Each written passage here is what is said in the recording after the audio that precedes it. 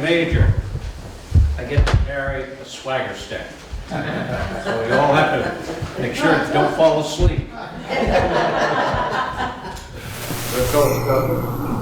That could be. 50 caliber attached to both ends. That's right. Well, I'm Sergeant Major Frederick A. I retired from the Massachusetts Army National Guard from the 211th MP Battalion out of Lexington, Mass. I was also with the unit down in Taunton at the 772 MP Company. Since I retired back in 2006, I'm also now with the National Guard still as an independent contractor under the Military Division, which I'll explain to you what that is. And under the Military Division, I am the security director for the National Guard. In other words, I'm in charge of all the weapons, ammo. So if I get a call, you know it's important. So with that, I'm going to start. And one of the things about what I'm wearing right now is kind of different from the ordinary military. Can any of you who have been in the military tell what the difference is? What is it about my uniform that's different? It's probably unique. You don't see U.S. Army, do you? It says Massachusetts. That's because I'm in the militia. I am still with the Massachusetts Militia. That goes all the way back to 1636. A lot of us who retire from the National Guard go into what they call the state retire list. It's a list maintained by the governor through the Adjutant General. And we are allowed to be called up at any given time. Now, a lot of people don't understand what the National Guard is. You know, how does it relate to the Army? Is it national? Do you just go out on, for snowstorms or anything like that? We have a dual role. And a dual role is with the state. Title 32. That's what most of us operate under. Title 32, under the governor of the state. Of any state, they have their own National Guard in every single state. The only time they're called to duty with wartime, or if the president needs soldiers, the president has to call the governor, and the governor assigns soldiers to the United States Army. Otherwise, the president cannot call anybody up. I've seen so many reports on TV about the president calling up the National Guard. They said, can't do that. You can only go through the governor. And so it's Title 32. Many in the militia are under Title 33, which is basically, in the military, the UCMJ is the law governing the rules and regulations for the soldier. That's the UCMJ, that's universal. But when you're under state, we have our own Massachusetts Order of Justice, and it comes under Title 33. So that's one of the main differences that we have. So a lot of times when you see it called up for snowstorms and everything, that's Title 32. The pay is a little different. We don't get as much as Title 10. So when we do come under the U.S. Army, we have to go and actually have almost like a ceremony coming out of the state, and we get deployed to a fort. When we were deployed with the 211th MP Battalion to Afghanistan for the invasion, we went from here all the way to Fort Drum, New York. When we crossed the line at Fort Drum, as soon as we entered the fort, we suddenly became under Title 10. We became part of the U.S. Army at that point. So that's mainly the difference. A lot of people don't understand it, where it's a little bit different, but once you understand that, you're going to understand how we do things. Anybody recognize where this is from? That's right. You notice a lot of the things which I'm going to point out later on, what they're wearing. These little sacks right here, all the way across like that. The things that they carry, especially when the militia were formed, they all carried basically the same type of equipment, all of them. They didn't have the real uniforms. They sort of, this is the way they felt comfortable in. This is what they made their own clothing, same type of hats, and basically all the men copied each other. Next slide, please. This is the first muster ever. And some of the things that started at that, Bridgewater was involved. There was a call-up in 1636. Things were happening around this area, the Indians. When the militia was formed, they formed for two reasons. To guard against the Indians that attacked all the time. They attacked small bands, 3 or 4, 5. They didn't do it in large numbers. They were out there scavenging. About new people from England coming over. They had stuff. Indians wanted their stuff. And they knew they stored things, food. They learned about it, and they wanted to go after that. Plus, they didn't like us back then. So what happened is that the militia that was formed, they formed into train bands. And these were from England.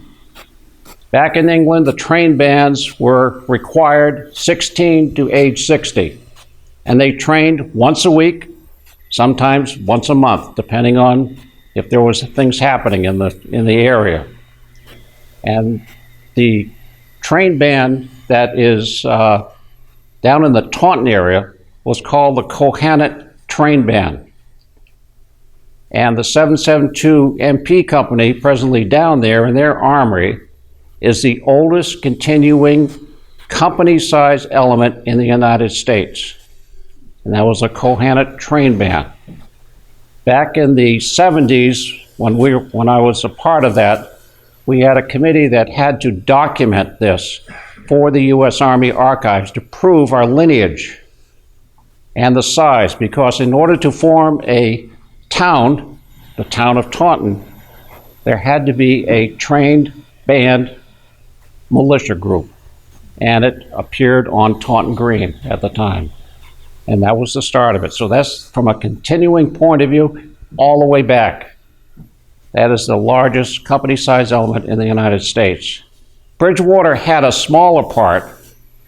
It was about maybe 16, 17 militia, and that went all the way back to 1660. The 4 Massachusetts units in the United States that formed the U.S. Army started in Massachusetts, in Salem, on Salem Green. You notice these soldiers, I'm going to show you pictures a little bit later on, the helmets that they had, the weapons with the stand. We have weapons at our Concord Museum. Now, I'm 6'2", 200 some odd pounds. I could hardly lift it. I don't see how those guys did it. But they had to take that rifle and put it up on this stand just to hold it. And to heaven forbid how to aim that thing. Back then, they had flintlock, but also matchlock rifles. I don't know if you understand what a matchlock is. Matchlock is basically a wick that you have to light back at home when you start out. All right, the wick is like a snake. It's a long thing. It's burning very slowly. You have to hold that with the, okay, got the rifle, got to go to war. I'm going out, here's this wick going, and they have to go through the woods. Of course, the Indians could see the smoke coming from the wick. You know, they were looking at, hey, look at this, here they come, here they come. But a lot of them had that, it was called a matchlock. And then the Europeans at the time were going over to the flintlock, which was much easier. And there was a difference between the colonial militia and the British. The British were used to one type of maneuver called the British block, where everybody would line up in formation, hold their rifles perpendicular, and when ordered to fire, they would fire. They didn't aim. You just fire, according to the officer saying fire. Then the next Then they would kneel down. The next group would go above that. It's called the British bloc. Great in Europe, because everybody was out in the field. But all of a sudden, people, like around here in Bridgewater at the time, you have to shoot game. You have to go out with that long wick. Try to go shoot something, but you had to learn how to aim. So the militia, colonial militia back then, really had to learn how to maneuver their rifle, put it on its pedestal, put things on here, as you see, and brace themselves to shoot. So they started doing that, and they had to train themselves to do it. They would meet once a week. Now, little is known about what those meetings were like. We have found out in our archives from the military, through the chaplains, believe it or not, every meeting that they started with a sermon and ended with prayer. And they have actual prayers that were said during that time. But it was amazing how they all did that.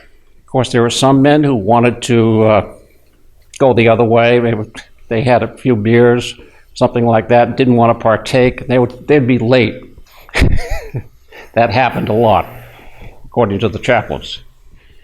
Anyway, in Salem, they had to have 4 different regiments.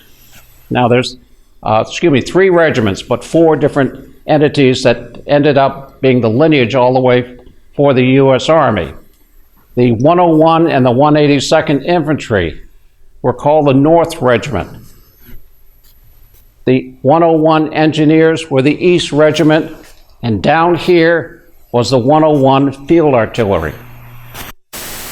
That all went down to this Plymouth County area. That's where it all went. Anything from that on, it's lineage. Could I have the next one, please? Now, I have to say this. I was down in Florida for a military security meeting, and the TAG, or the Adjutant General from Florida, was giving his presentation to the big group from a lot of soldiers from different states. And before he started, he said, "By the way here, is there anybody from Massachusetts here?" And I went, all right, I just want to let you know that there's some discussion here, because Florida thinks that they had the first muster. And their first muster was in 1560, the founding of St. Augustine. And may have happened, you know. And the one thing I had to raise my hand, I said, but we have documentation in Massachusetts. And it was sort of a quiet. And they said, well, you know, everybody knew. I said, no, you have to have lineage, you have to have documentation. So, what is our documentation?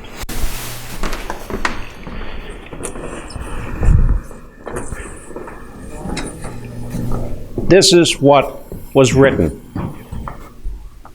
Now, I cannot read that. The English back then was unbelievable. I can't figure out how in the heck they ever spoke it. But this is it. It's very hard to read, but this is the documentation from that muster. There are translations for it. You can Google it, and it's here, and the translation is there. But I tried reading that, and my wife was good at reading. No, I can't do it either. Was that from Salem, the original? This is what the Massachusetts court, Massachusetts Bay Colony, all the different leaders got together, and in their sort of basic governor's office did this. So this has been ever since 1636, so we have the documentation. And the U.S. Army has agreed. That is it. Next slide, please. Kind of a little out of focus, but you can see that where our lines for Connecticut, Rhode Island, Massachusetts are, but you can see the Plymouth Bay Colony was sort of divided up in that configuration. And that's a lot of land when you consider you have to share it with the Wampanoags, the Narragansett, the Pequot, and everybody else along that route.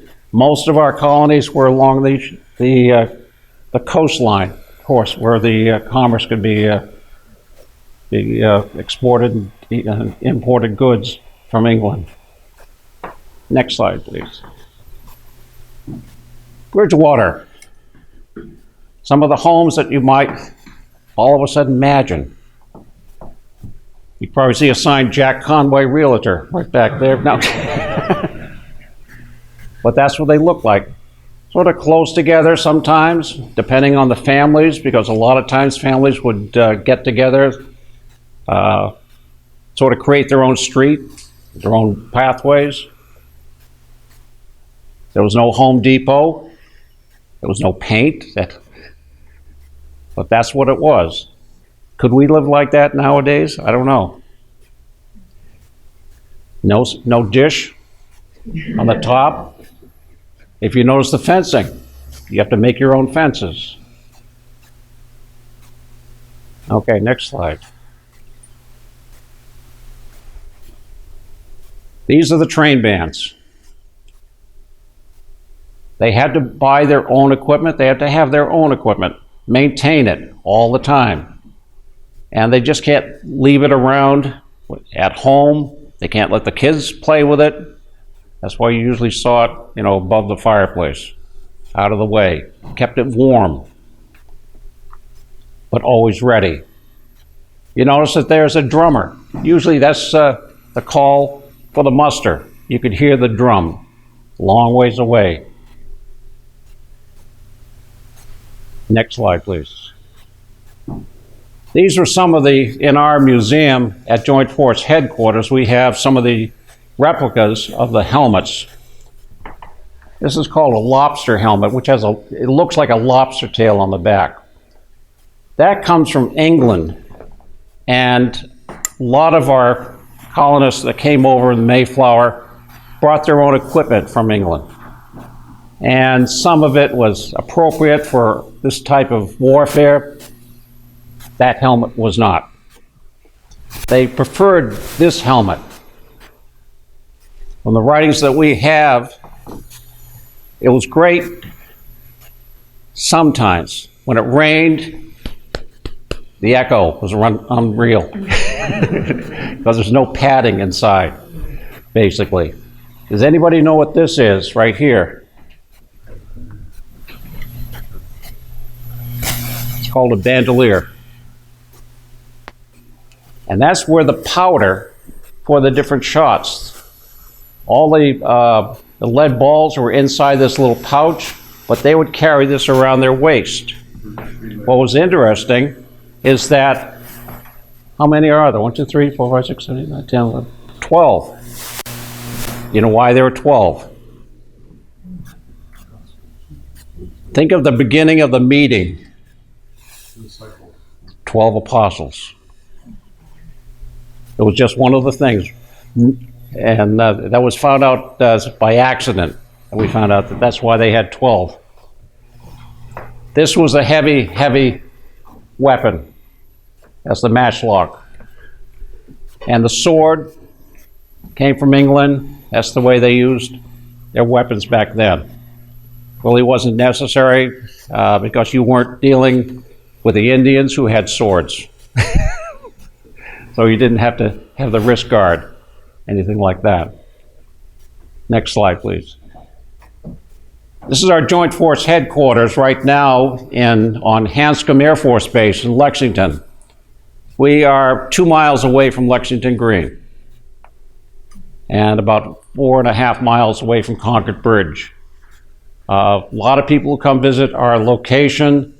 We go through the history of Lexington and Concord. You'd be surprised how many people don't know that. And especially a lot of students that come in, they're very interested after they leave. This is the only Army flag. This is located up in our Adjutant General's office.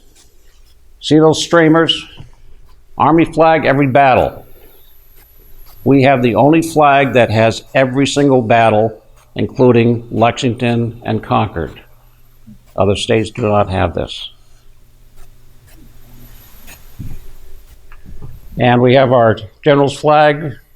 Blue is for Air Force, red is for Army. Next flag, please. Oh, the next slide, please. By the sword, we seek peace, but only under liberty. That's our state motto. This is our National Guard pin, right here. When we go overseas, those who are wearing that pin will always stop us. What is that? They cannot figure out, what is that arm? That's Miles Standish. That's his arm. Some call it the right hand of God, but it's Miles Standish, and that's his arm, and the sword. So by the sword we seek peace, but only under liberty. Very interesting. And that's the history of this great state. Next slide, please. This is our organization now. We have an adjutant general that comes under the governor and also under the director of public safety for the state. That's where we are under. Joint Force Headquarters. That's where that location was where the flags are. That's where I am working right now. Underneath Joint Force Headquarters, we have the Army National Guard with 7 commands and 107 units. We also have the Air Guard, or 2 wings and 22 units. We have an active Air Force out at Westover. And those are active duty, but it's still under the National Guard. Under Joint Force Headquarters, the Military Division and militia units, like myself, under that, plus under the Military Division. So about 20% of our force is working full-time, 80% are the reserve. 1 weekend a month, 2 weeks out of the year, they told us, until 9/11. And my wife said, "Where are you going?" Next slide, please. Colonial militia gathers. They knew something was up. There was just talk. Talk is happening, on all the colonies, the militia groups. After this, when we started going into what are the British doing to us, they're starting to tax us. They heard about the Tea Party. They're doing this, they're doing that. So everybody started that, should we succeed from Britain, from England? And because of the militia groups, they were discussing this and organizing from plain old platoons into companies, into battalions, into regiments. And as we do that, you become an organized military. This is what's happening. Next slide, please. Thus, Lexington and Concord. Now, a lot of people don't understand this, but when the British wanted to come to Concord to get the powder, it's almost like, we hate the NRA type of thing. We want to get your weapons, because they knew that if the colonies didn't have gunpowder, all those weapons that they had would have been useless. So that was their plan, get away the powder. They aren't going to go after your guns, but take away the gunpowder. Very important. On that morning at the tavern in Lexington, anybody know the name of the tavern?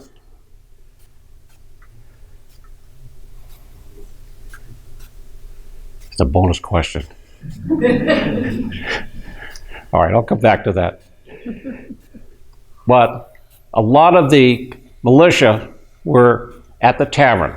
For some reason, they loved to meet at taverns. They loved it, they could stack their weapons there, they had plenty of food and drink and everything else, and they could spend an entire night. Nobody went home from a tavern. They waited till the next morning. But that's what usually happens. When the British came, there were 700 actually going through Lexington, but the others were going toward Concord. They said, just stop off at Lexington and see what they're doing, see if there's any problems. And of course, there's usually about maybe 60, 80, 90 at the time. Well, they heard the British were coming, so a lot of them were coming in from different towns and communities, from Belmont, and their different flags were coming through also. And then I could imagine, you know, historians say, who shot that first round? Was it the British? Was it us? Back and forth, we don't know. But all of a sudden, I could see the first sergeant there. Who did that? And that started it all.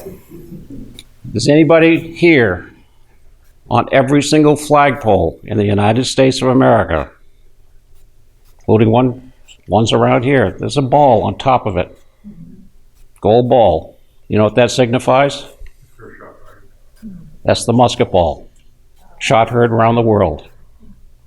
A lot of people don't know that. 98% of Americans don't know that. That's the musket ball from that Lexington Green. Shot heard around the world. And on the British went to Concord. They thought it was going to be a piece of cake. And a lot of our militia didn't really think anything was going to happen. You know, they're just there in a group. They're used to training. They have their rifles. And all of a sudden, all it takes is one person to start firing, and then immediately it's a reaction. Everything was happening. But all of a sudden, something happened. Their training kicked in. That was the whole purpose of trained bands, to train. They had the attitude. They had also the technique. That's what they had been learning. They didn't have to think after the shots were fired. This is what they did. But they also knew that they could get them, not out in the open field, but over to the side, being behind rocks. Here again, we learned that they could shoot farther and more accurately, holding onto a rock, bracing themselves.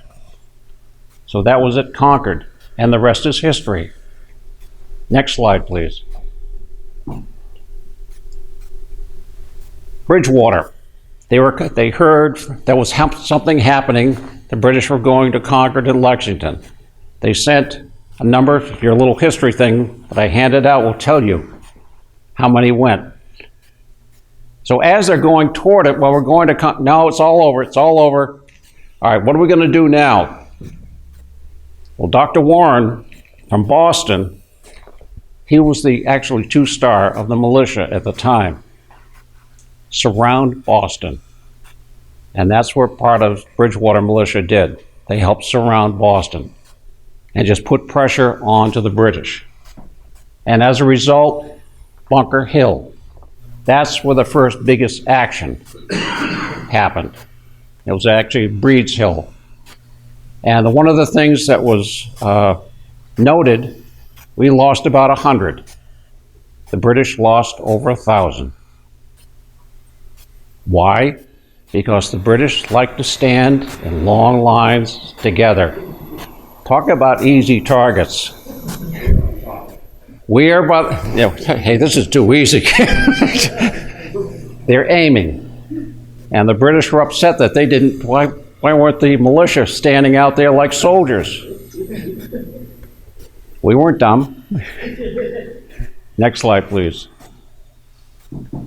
Boston and Saratoga. Things happened after that. That's the Boston Massacre over here. And this is on the way to Saratoga. When they heard about that the British were going after the arsenals in Danbury, Connecticut, things happened then, and everybody started to rally. And Saratoga was a great win. Next slide, please. Military tactics. Again, our troops would go after the British. One of the things why everybody asks, why did the British wear red coats? If you've ever seen gunpowder exploding and cannons back then, you would see smoke, white smoke, all over the place. And the British generals, officers, would always do their commands based upon what they saw out in the field.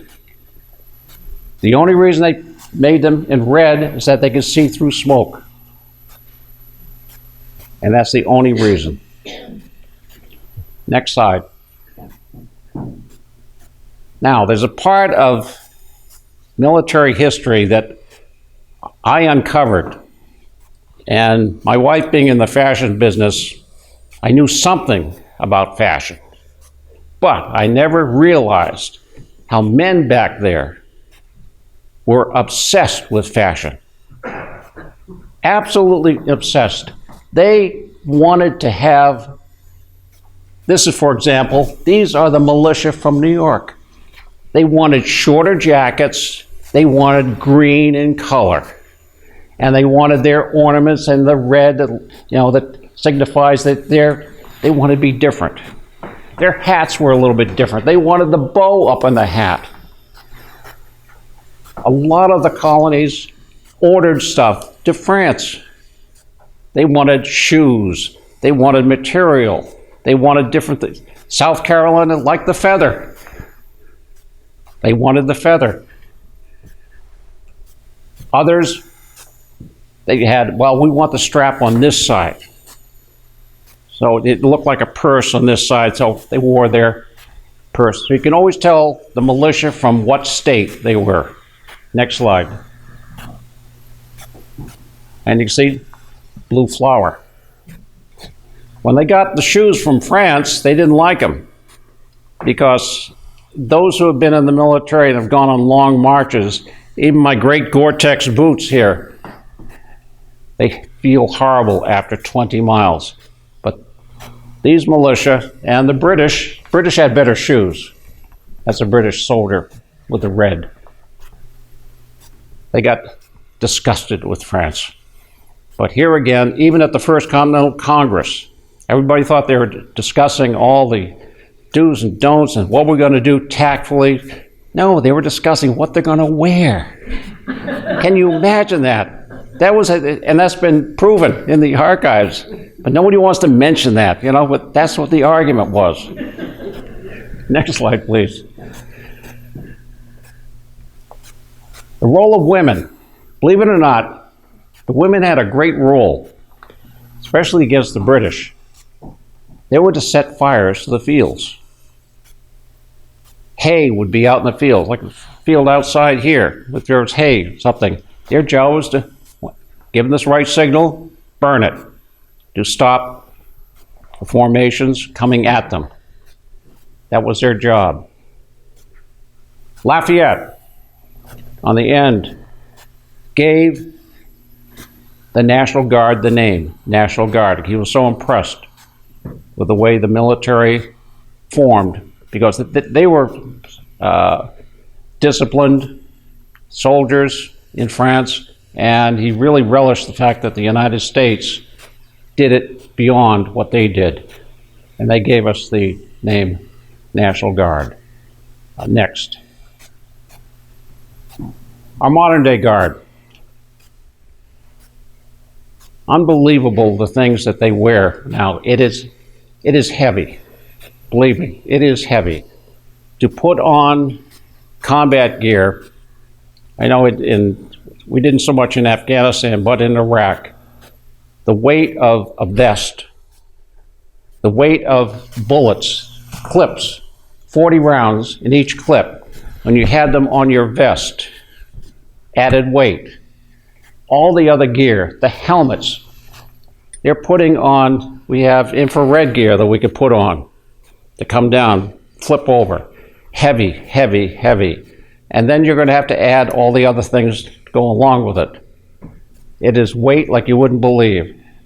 And sometimes it gets confusing. What do I have on me? And then you want to go, oh God, where did I put my... Next slide, please. This was we were called the Mag 7 when we went over to Afghanistan. We were the Provost Marshal. We were the law enforcement for Bagram Air Base. And a lot of guys in my group from Lexington were state troopers. The guy in the back was a detective with Cambridge PD. Ulrich was a air marshal. And this guy here was the first celebrity to come into Afghanistan after we invaded Afghanistan. And he said he came in unannounced. He came because he had to go to the provost marshal first. He had to check in with us. And he spent some time with us. And he said, how many troops here at Bagram? He said, there are about 4,000 coalition forces. He said, I'll shake everybody's hand. He was great. I was his security person for 3 days. I couldn't keep up with him. But I did convert him to Dunkin' Donuts coffee. It was great. Next slide, please. Afghanistan, that's the way it looks. That's in the winter. And you can imagine going after the Taliban in those mud huts. Basically, it's like a wall all the time. Next slide. I came across this. We used to get shelled from the outside at Bagram, and this was their artillery. They would take a shell, and I had to cut this wire, and I shouldn't have, but a wire was going through, and it had some 9-volt batteries inside. Come to find out, well, I just cut it, and not thinking I could have been blown up. But that's the way they used to fire their artillery, on rocks, on a tripod. Hated that. That reminds me all the time. Next slide, please. Our Cobra helicopters. Cobras. They used to get inside the helicopters. And of course, our group was the only one that wanted to go get them out, except me. I had nothing to do with those things. I hated them. But Sergeant Brantley, who was a detective with the Cambridge PD, now he's 6'7", and he's holding that thing up, and you can see how big that Cobra is. And they also have camelback spiders there. Oh, it's horrible. Next slide, please. That was our Christmas time at our Provost Marshal's office. Next slide. Some of the weapons that we confiscated. We're coalition forces on the base. Being a good militiaman myself, innovative. They were speeding along Disney Drive. This is Echo Drive where the airport is. And what I did was take a right-hand flashlight that came out in a right angle, took a toilet paper roll, and then put a fly swatter on the front of it, and it looked like a radar gun. They slowed down. It was great. And they said only National Guardsmen would think of something like that. The regular Army wouldn't. And those are some of the weapons that we confiscated all the time. Makarov pistols, and a lot of British Enfield rifles from way back in the 1910. Next slide, please. I had to come home after 7 months in Afghanistan to Fort Drum. Remember, we crossed into Fort Drum, Title 10. And I got the weekend off. And I said, why aren't they putting us back onto Title 32? And I went home.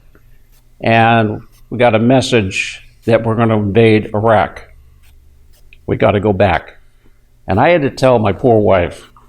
She said, where are you going? I have to go back. She said, did you forget something?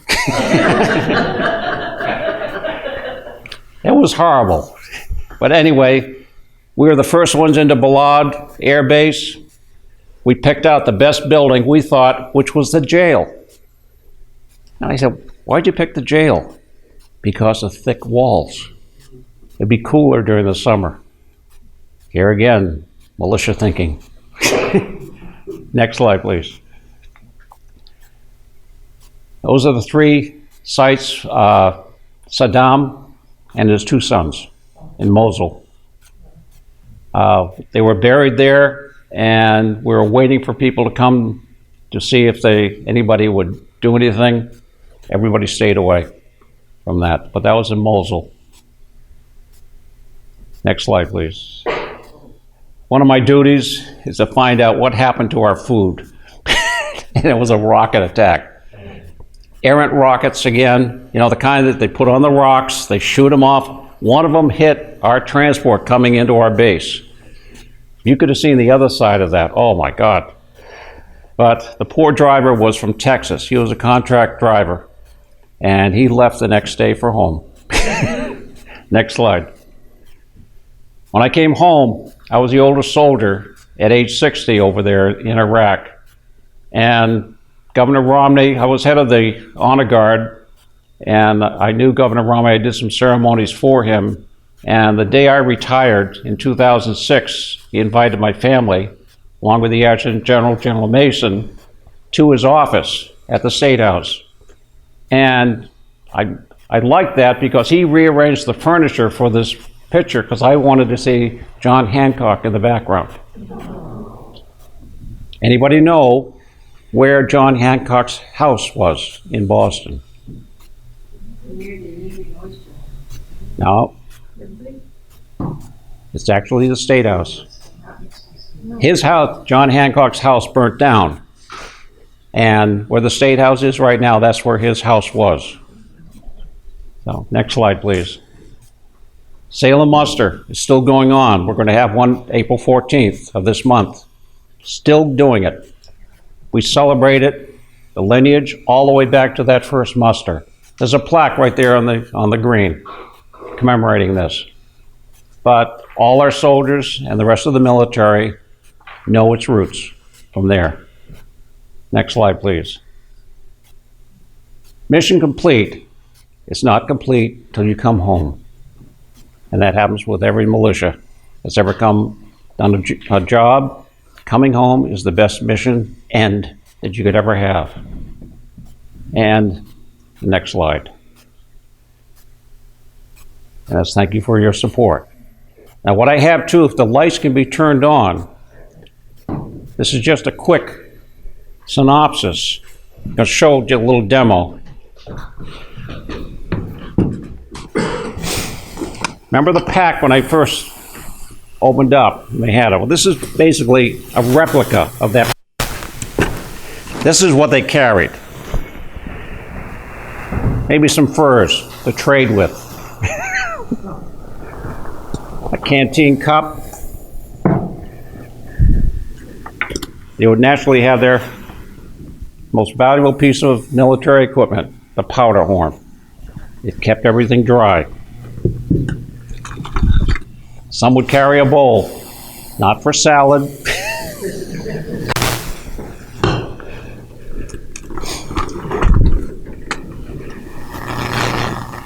That was their canteen.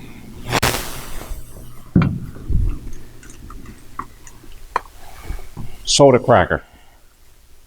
That's their staple. That's what they carried all the time. It's the only thing that would keep fresh.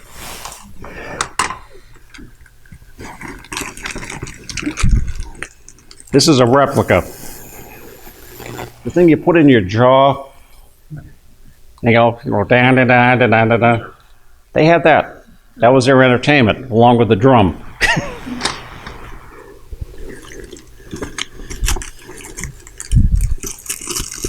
And usually what they had, if they had any money at all, they would have just coins, like that.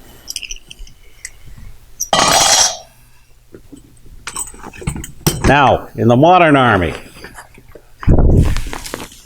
what do we have? Water bottle, almost the same.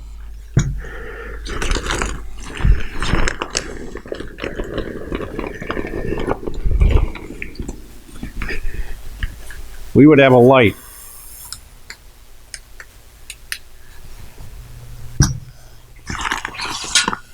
We would have what they call an MRE. Now this happens to be number 20. This is the staple of the American soldier. This happens to be hash brown potatoes with bacon, pepper, and onion. And it has all the things that go along with it. You don't realize all the condiments that go. Get 2 pieces of gum with it, salt, pepper, everything else in that.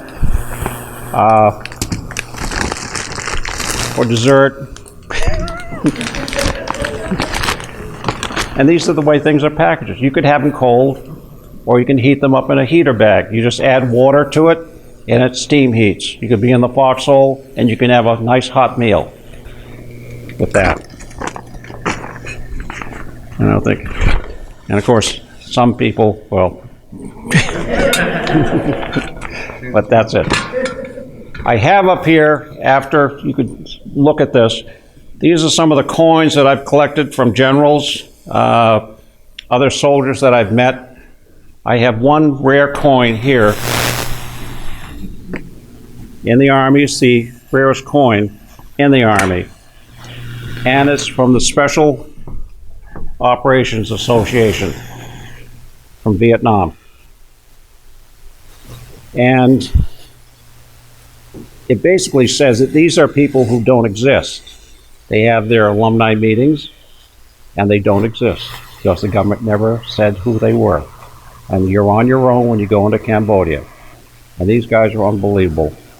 And what they said on their coin is that you have not lived until you almost died. Well, that's the rarest coin in the U.S. Army. The other things I have here, this is the lineage. These are the units from Massachusetts that have gone from the Salem Muster. Wow. And that's the heraldry from that. Soldiers are pretty proud of their lineage. And on their beret, there's that pin again. By that sword we seek peace, but only under liberty. And that keeps being repeated to the soldier. They understand it. So, well, thank you very much. It's been a pleasure to be here. Hope you got something out of it. I know there's a lot of history. I love being in this building. There's history everywhere. I feel like I'm covering about this much of it.